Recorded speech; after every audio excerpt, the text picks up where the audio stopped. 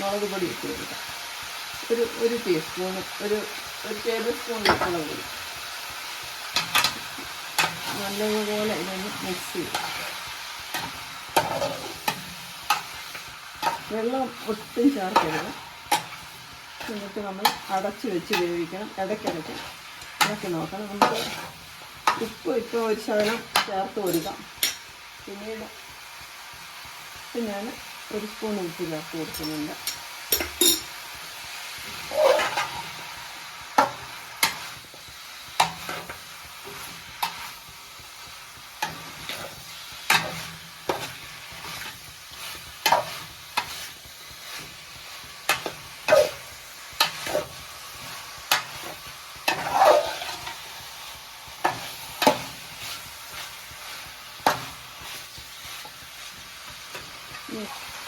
ഇത് മീഡിയം ഫ്ലെയിമിലിരുന്ന് വേവട്ടെ.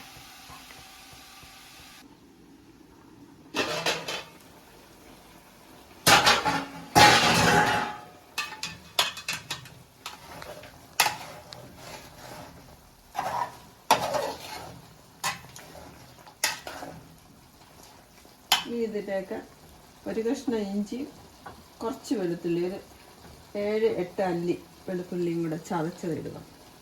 ഇതിൻ്റെ ആവശ്യമില്ല. ഇങ്ങനെ ചെയ്യുന്നതാണ് എനിക്കിഷ്ടം. അതുകൊണ്ട് ഞാനിത് ചേർക്കുന്നത് തന്നെ ഉള്ളൂ. ഓപ്ഷണലാണ്, വേണ്ടവർ ചേർത്താണ്.